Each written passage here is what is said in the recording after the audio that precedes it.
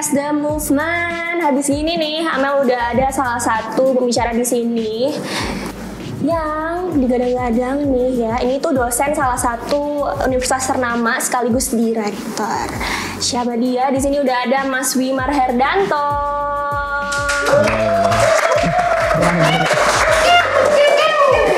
Gimana Mas kabarnya? Baik, alhamdulillah baik. Di sini Mas, kalau boleh tahu nih, sekarang kesibukannya Mas Wimar nih akhir-akhir ini apa sih?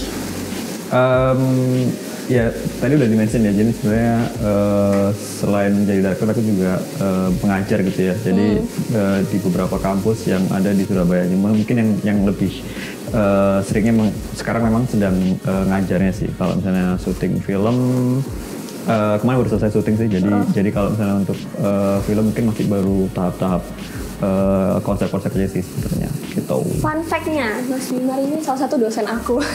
Ya. Tapi gimana sih Mas cara membagi waktu antara, kan ini ada pekerjaan juga tapi juga jadi dosen juga gitu. Gimana cara Mas Wimar bagi waktunya gitu? Sebenarnya karena juga sebenarnya aku sebagai dosen yang mengajar mata kuliah yang juga film gitu loh. Jadi sebenarnya masih satu masih satu dunia sih, atau bukan dua pekerjaan yang berbeda gitu kan. Enaknya adalah karena pekerjaan syutingan lah ya, film ataupun apapun itu kan fleksibel sih. Jadi lebih ngatur waktunya lebih mudah aja sih. Jadi kapan jadwalnya waktu untuk syuting, kapan jadwal waktu ngajar dan sebagainya kayak gitu-gitu sebenarnya sudah udah kayak keseharian aja gitu. Jadi sebenarnya nggak terlalu ribet sih. Cuma mungkin kalau misalnya ada beberapa event-event lain misalnya yang akan harus dikerjakan itu ya baru harus adjust lagi, jadwalnya tuh di-adjust lagi. Tapi kurang lebih kalau misalnya kayak ngajar nih, jadi dosen kayak gitu-gitu kan udah jelas tuh. Jadi kayak satu semester tuh hari apa dan jam berapa kayak gitu. Udah jadwal Udah jadwalnya. Nanti tinggal misalnya kalau ada pekerjaan syuting dan sebagainya itu tinggal dimasukin aja sih sebenarnya. Jadi so far sih kayaknya nggak terlalu sulit sih. Happy aja soalnya satu linear juga gitu. Satu linear sebenarnya, iya. Terus kalau sebagai dosen sendiri nih, gimana sih pandangan Mas Wimar terkait industri kreatif lah ya, khususnya di dunia perfilman di Surabaya? Nah itu, sebenarnya kalau kita ngomong industri kreatif dan itu adalah ngomongin industri film kayak gitu, kita harus ngomongin soal ekosistem dulu sih sebenarnya. Jadi ekosistemnya harus ada semua tuh, ada produksinya, ada eksibisinya, ada edukasinya. Jadi itu harus ada dulu nih kalau kita ngomong kota ya. Nah sebenarnya kalau di Surabaya sendiri sebenarnya produksi mungkin banyak ya, komunitas film mungkin banyak. Kalau misalnya eksibisi, beberapa teman-teman juga sering tuh bikin screening atau festival film kayak gitu-gitu ada. Nah, cuman kalau misalnya edukasi yang secara formal di Surabaya itu aku rasa masih belum seperti di Jakarta atau di Jogja. Di sana ada kampus film gitu kan. Di Jogja ada ISI, di Jakarta ada IKJ misalnya, dan beberapa kampus swasta yang lain kayak gitu kan.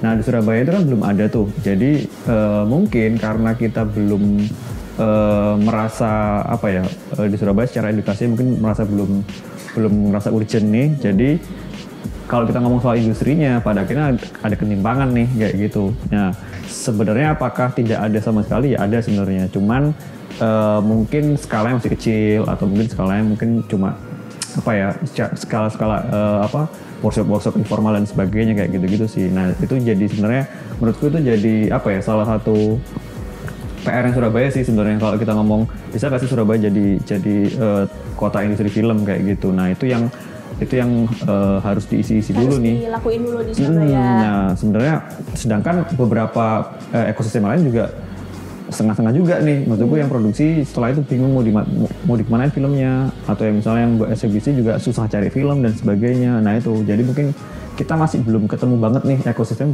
belum mengalir banget gitu sih. Jadi kalau kita mau ngomong industri ya harus dari bawahnya ditata dulu dong kayak gitu. Supaya bisa industri Surabaya supaya bisa maju juga gitu kan.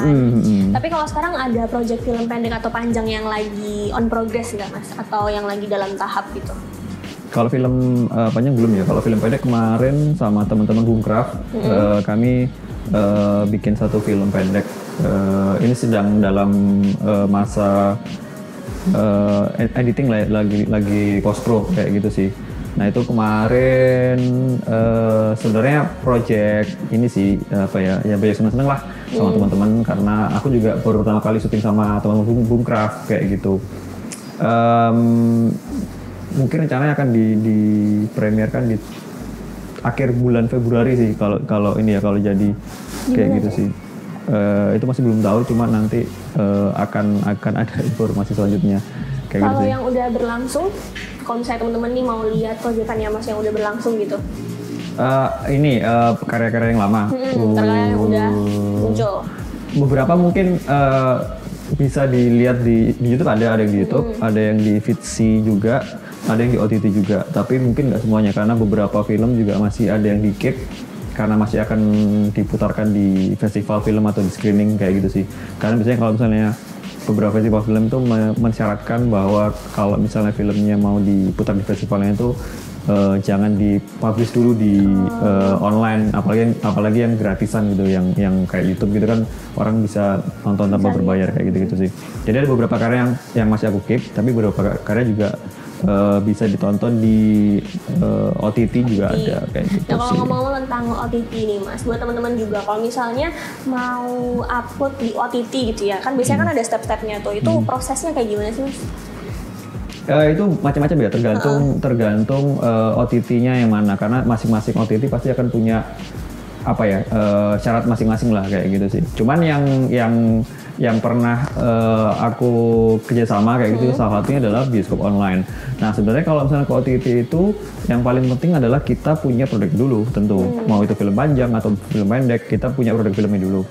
Setelah itu kita bisa, entah kita yang menawarkan atau biasanya mereka yang propose. Biasanya kalau misalnya contoh main bioskop online, mereka sedang ada program yang memang lagi ngumpulin film-film dari beberapa daerah, salah satu kota Surabaya. Nah itu mereka yang propose, jadi mereka punya program, kita nyari film-film pendek dari Surabaya ini. Nah itu salah satunya film gue yang diputarkan di situ. Nah kerjasamanya ya diputarkan di OTT mereka, platform mereka selama jangka waktu beberapa bulan kontraknya. Setelah itu ya berbayar kayak gitu, terus nanti tinggal bagi hasil aja sih kayak gitu. Ada juga beberapa OTT yang modelnya bayar di depan kayak gitu kan, atau ada juga OTT yang sebenarnya dia bukan nggak berbayar sih, tapi masih bisa dibilang OTT karena dia menawarkan peluang-peluang lain, misalnya kayak nanti kita akan bisa ngasih apa ya, project ke depannya kah, atau misalnya dia mau ngasih penghargaan best viewer atau viewer tertinggi di bulan ini dan sebagainya kayak gitu sih. Jadi itu kalau di Vidsi, aku pernah di Vidsi kayak gitu juga. Nah itu jadi masing-masing OTT punya ada untung ruginya lah masing-masing kayak. Dan gitu. sesuai sama kontraknya juga berarti kan? Sesuai kan, iya semua harus ada kontraknya, meskipun itu berbayar ataupun yang nggak berbayar, itu tetap harus ada kontrak dalam arti kepemilikan film seperti apa, kemudian kalau didistribusikan ke pihak ketiga seperti apa, kayak gitu-gitu sudah harus jelas sih. Ya, berarti kan gitu. udah banyak banget nih Mas yang udah Mas produksikan. Dari semua itu deh, mau tanya yang paling berkesan lah, ada nggak? Pasti ada. Film karya filmnya ya. Ada, tapi kayak masing-masing itu kayak punya ini sendiri-sendiri sih, punya apa ya, milestone sendiri-sendiri lah, achievement sendiri-sendiri. Kalau yang mungkin yang awal aku 2013 itu bikin film judulnya Gunda Gundala, di YouTube ada, di YouTube itu kayaknya pertama kali bisa masuk ke festival sih. Bisa masuk Itu ke film festival. pertama yang masuk Film pertama yang aku buat yang pernah masuk ke festival. Waktu itu pertama kali festivalnya adalah di Hello Fest. Waktu itu Hello Fest 2013. Kemudian di tahun depannya 2014 film yang sama masuk lagi kan di Archipel tuh. Langsung dapat satu award kayak gitu loh. Jadi kayak langsung wah naik banget nih film itu, Gunda Gundala itu salah satunya. Gunda Gundala. Buat teman-teman yang mau nonton Gunda Gundala di YouTube ada berarti. Di YouTube ada. Itu yang paling berkesan ya karena yang dapetin. Itu habis itu karya lain lagi adalah di tahun 2016 itu aku bikin judulnya Mesin Tanah. Sebenarnya itu filmnya dibuat dengan format ini residensi itu, jadi aku tinggal di satu desa waktu itu di Jawa Barat di Jatiwangi. Jadi mereka ada yang namanya Jatiwangi Art Factory, itu sebenarnya galeri seni gitu sih. Galeri Seni ini dia bikin program yang mana mendatangkan seniman untuk residensi di satu desa, kemudian membuat karya di situ dengan warga desa di sana. Nah, aku waktu itu bikin film pendek tuh di sana di Desa Luwung Gede namanya, di Majalengka, Jatiwangi Majalengka situ. Nah, tentu ekspektasiku cuma ya udah aku bikin film yang memang itu ngerespon apa yang aku rasakan di sana kayak gitu kan. Tapi ternyata filmnya cukup dapat apresiasi lebih juga setelah jadi kayak gitu. Itu juga jadi satu filmku yang pertama kali bisa masuk ke festival di luar negeri di Singapura. Jadi dia premiernya memang di Singapura International Film Festival kayak gitu sih. Terus habis itu juga masuk di JAV, masuk program kompetisi juga kayak gitu sih. Itu Kemudian apa tadi, Mas? Mesin Tanah itu ada di Disco Online harusnya. Sama satu lagi dia menang dapat penghargaan di Gunfest di 2018 di Gunfest itu Ganesha Film Festival di Bandung yang bikin anak-anak LFM ITB itu dapat penghargaan juga. Jadi kayak itu film yang naikin aku lagi lah kayak gitu sih. Banyak banget ya berarti awards ya. Terus kalau misalnya bicara tentang director treatment gitu ya Mas ya, gimana director treatment seorang Mas Wimar sendiri? Ada sentuhan khusus kah atau ada tipe tersendiri kah atau gimana? Nah itu aku udah lama tidak karena itu sebenarnya organik sih. Kalau kita ngomong director treatment itu organik. Cuma aku bisa menjawab ini karena dari apa yang teman-teman atau orang-orang yang nonton filmku gitu loh, kemudian memberikan komentar bahwa ini film Wimar banget nih kayak gitu. Nah kalau misalnya dari dulu tuh biasanya aku membuat satu cerita yang itu looks-nya itu realistis gitu ya, misalnya kayak sehari-hari, tapi sebenarnya itu suatu dunia yang fiktif gitu loh. Aku selalu menambahkan beberapa elemen yang itu menunjukkan bahwa ini adalah hal yang fiktif sebenarnya. Tapi isu-isu yang diangkat itu sebenarnya isu-isu keseharian. Biasanya treatment seperti itu yang aku pakai. Nah, contohnya misalnya di yang film yang Gundala itu, settingnya di warung gitu kan, di warkop, dua orang ngobrol dan sebagainya. Ternyata dia itu adalah seorang Gundala yang superhero kayak gitu loh. Tapi tampilannya biasa aja kayak orang sehari-hari. Jadi dunia fiktif tapi dihadirkan di looks yang seperti kenyataan kayak gitu sih. Termasuk juga Mesin Tanah itu kayak gitu. Settingnya di desa, bener-bener yang main orang-orang sana beneran. Tapi cerita yang aku angkat itu adalah sebuah sosok fiktif gitulah. Kayak dia itu semacam robot atau apa kayak gitu, tapi dengan tampilan yang tampilan manusia aja kayak gitu sih. Nah treatment seperti itu yang biasanya aku bikin dalam filmku karena aku pingin mendekati realita, tapi juga masih pingin bahwa namanya film itu selalu akan ada unsur fiktifnya. Nah unsur fiktif itu yang aku tidak pernah aku tinggalkan kayak gitu sih. Treatmentnya kebanyakan seperti itu. Tapi kalau sekarang kayak udah mulai agak berubah, nggak tahu kenapa. Udah nggak pernah yang terlalu kayak gitu ya. Seingat waktu aku bikin film-film terakhir bener-bener entah itu realistis banget kayak gitu atau itu yang fiktif banget, tidak lagi ada di tengah-tengahnya lagi. Kalau sekarang lebih ke antara realita banget, kalau nggak ya fiktif banget gitu ya berarti. Iya, mungkin kalau sekarang lebih udah ngikutin tren aja sih sebenarnya. kayak pada akhirnya masa belajarku udah lewat gitu loh. Sekarang aku gimana caranya aku sudah bisa mulai melihat film itu sebagai entah itu komoditas ataupun karya seni. Jadi tinggal disesuaikan aja. Ini mau bikin karya buat jualan nih, ya udah berarti aku harus bisa dipahami oleh banyak audiens. Atau misalnya ini karya yang benar-benar sebagai bentuk form art kayak gitu ya. Ya udah kita harus menyesuaikan itu sih.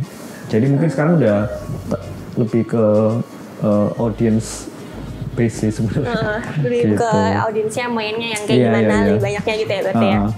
Terus ini kan banyak festival film kan Mas di beberapa kota yang cukup sukses gitu di beberapa kota. Terus kalau menurut Mas Wimar sendiri, apakah di Surabaya ini perlu ada gerakan serupa seperti itu untuk mendukung sineas-sineas muda tentunya? Menurut Mas gimana?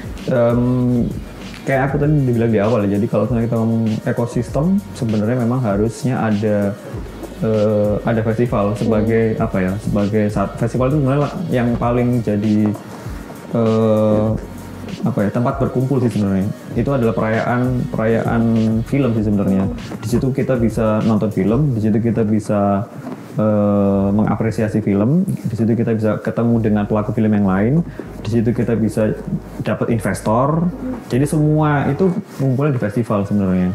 Nah kalau misalnya dibilang apakah perlu, sebenarnya perlu aja. Nah di Surabaya sendiri kebanyakan festival itu sampai hari ini yang aku tahu base-nya base kampus. Nah festival base kampus sama festival yang memang dibuat oleh komunitas ataupun organisasi di luar kampus itu punya plus minusnya sih. Kalau misalnya yang kampus, plusnya adalah dia bisa jadi itu adalah program, mungkin program hima atau program band kayak gitu ya, yang itu selalu akan punya dana dan akhirnya berkelanjutan kayak gitu kan.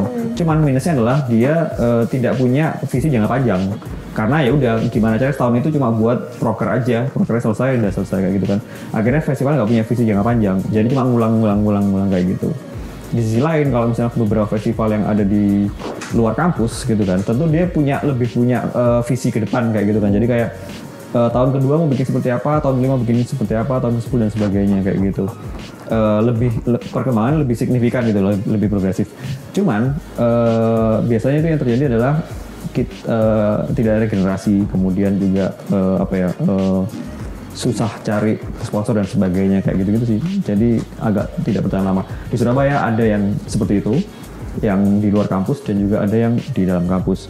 Nah ini yang ngasih kita, kalau aku lihat sih yang masih belum ketemu nih tengah-tengah. Jadi sebenarnya mana? Kalau misalnya kita mau bilang di Indonesia yang jadi kiblat sekarang tentu saja Jeff Jogja ya. Semuanya kayaknya kalau teman-teman nggak cuma di Surabaya, di kota-kota lain kalau misalnya mau melihat sebuah festival yang sudah sudah sustain kayak gitu ya, pasti ngeliatnya di Jeff Jogja itu sih. Gitu. Oh sekarang kan kayak Amel tuh lihat sekarang semuanya rata-rata ya udah pada melek lah sama kayak produksi film apa segala macam tuh sekarang ya udah mulai rada-rada melek sama hal-hal yang kayak gitu. Tapi menurut Mas sendiri itu tuh bisa nggak sih Mas dijadiin bisnis jangka panjang gitu? Menurut Mas gimana? Untuk apanya? Untuk produksi perfilman ini. Industri perfilman Mas. Oh sangat bisa sih sebenarnya. Kalau misalnya kita ngeliat tahun kemarin itu, aku lupa tempatnya berapa ya. Kalau nggak salah itu di tahun kemarin itu jumlah penonton film Indonesia itu naik banget dari 2 tahun sebelumnya karena pandemi ya. Sebenarnya puncak kita itu sebenarnya di 2019 sebelum pandemi. Itu aku lupa datanya berapa, pokoknya itu adalah tertinggi penonton film Indonesia ya. Maksudku bukan film-film luar ya, penonton yang menonton film-film Indonesia. Nah tahun ini sepertinya akan melampaui tahun kemarin kayak gitu kan. Di awal tahun ini sudah ada 2 film yang tembus 1 juta gitu loh. Baru Januari nih, sudah Januari Februari sudah ada yang tembus 1 juta. Berarti nanti di akhir tahun pasti akan ada pertumbuhan penontonnya. Nah, pasarnya udah ada nih. Nah, tapi pemainnya nih yang kadang masih belum banyak biasanya. Apalagi kalau kita ngomong di Surabaya ya. Di Surabaya yang memproduksi film untuk komersil, entah di bioskop atau di OTT, itu mungkin bisa dibilang hampir tidak ada kayak gitu kan. Nah, sebenarnya itu jadi peluang gitu loh sebenarnya. Tinggal kita berani nggak satu investasi itu ke bisnis film itu, dan kedua kita udah mampu belum sih bikin produksi film yang untuk itu yang jadi standar ke bioskop dan itu bisa dijual. Kalau aku bisa bilang sih harusnya bisa gitu loh. Tinggal teman-teman aja kalau misalnya ada melihat ini sebagai sebuah peluang, itu sebenarnya bisa-bisa aja sih gitu. Terkait festival itu Mas, itu terkait festival ini ada gebrakan apa sih kalau dari Mas Bimar sendiri? Oke, festival adalah festival yang pernah aku bikin dengan teman-teman di tahun 2016, 17, dan 18. Kemudian kami vakum sampai hari ini masih vakum sebenarnya kayak gitu. Nah, cuman tentu saja masih ada keinginan dari dalam hati untuk bisa lanjutkan lagi, karena sebenarnya itu tadi festival punya peran yang sangat penting. Di luar itu juga festival udah punya pasar tersendiri sih. Jadi sebenarnya kami pinginnya face shield ini bisa jalan kembali kayak gitu sih. Cuma mungkin yang mau kita jalankan pertama mungkin belum langsung besar, tapi kita akan bikin screening kecil dulu nih, rencananya seperti itu. Terus aku denger nih katanya bakal ada acara barengan sama face shield sama Boomcraft juga ya? Itu apa sih? Nah ya, jadi akhirnya karena face shield ini masih belum bisa membuat acara besarnya, kita kan bikin screeningan tadi. Face shield akan bekerja sama Boomcraft Production akan bikin forum face shield. Forum face shield itu program screening sebenarnya. Itu rencananya di tanggal 25 Februari 2024 di Cak Durasim, gedung Cak Durasim. Kita akan ada 3 sesi pemutaran film. Filmnya apa aja? Filmnya pokoknya film-film pendek Indonesia yang the best pokoknya, yang tahun kemarin cukup kemana-mana. Jadi ini bakal jadi apa ya, pembuka tahun yang cukup menarik, terutama di Surabaya, karena tadi kan pertanyaan soal di Surabaya ada festival apa enggak dan sebagainya ya. Ini semoga jadi apa ya, trigger buat teman-teman yang lain juga untuk bisa hadir di screeningan ini supaya bisa ketemu sama teman-teman film, bisa nonton film-film bagus, bisa ikut diskusi dan sebagainya. Jadi datang aja dong ke Forum Face Shield X Boomcraft Production. Tanggal berapa? Tanggal 25 Februari 2024 di Cak Durasim. Nanti akan ada info poster dan sebagainya, nanti akan dicek aja di IG-nya Face Shield atau di IG-nya Boomcraft Production sih. Sebelum closing nih Mas, kita ada quick questions yang Mas Wimar bisa jawab, tapi harus jawab dengan cepat ya. Oke. Pilih develop story film panjang atau film pendek? Panjang. Suka nonton di bioskop atau di platform OTT? Bioskop. Suka nulis cerita horor atau drama romance? Drama romance. Self story development atau use other story development? Self story. Self story. Oke, kalau kayak gitu, terima kasih banyak Mas Wimar sudah mau datang hari ini. Juga teman-teman bisa dapetin insight kalau misalnya tentang produksi perfilman kayak gitu-gitu ya, karena sekarang Amel lihat udah mulai banyak sih, apalagi terutama Gen Z ya Mas ya. Menurut Amel udah mulai melek gitu sama dunia perfilman ini, terus bikin konten, apalagi kan Gen Z itu all about konten kan sekarang. Jadi menurut Amel sih udah mulai melek lah sama dunia perfilman. Kalau dulu mungkin masih ini ya, masih ngawang ya, kayak orang-orang tuh cuman taunya TV doang gitu kan, nggak tahu kayak dunia perfilman apa. Tapi kalau sekarang menurut Amel udah mulai melek dan bisa jadi insight yang bagus juga buat temen-temen yang mungkin pengen di dunia kayak Mas Wimar ini atau ada rencana, ini bisa jadi insight yang bagus banget buat teman-teman yang nonton. Sebelum itu nih Amel punya oleh-oleh buat Mas Wimar. Ini ada standing parfum buat Mas Wimar beraktivitas gitu kan. Biasanya kalau harum tuh cewek-cewek pada nempel Mas. Gak cewek-cewek dong nih, semuanya pada nempel. Dan standing parfum ini Amel kasih buat Mas Wimar selaku sebagai oleh-oleh buat Mas Wimar. Oke, buat aku nih. Nih buat Mas Wimar. Terima kasih. Terima kasih Mas Wimar. Itu nanti bayar ya Mas ya? Oh bayar. Terima kasih ya Mas Wimar udah mau datang, dan terima kasih juga buat teman-teman yang udah nonton. Jangan lupa buat like, comment, and subscribe.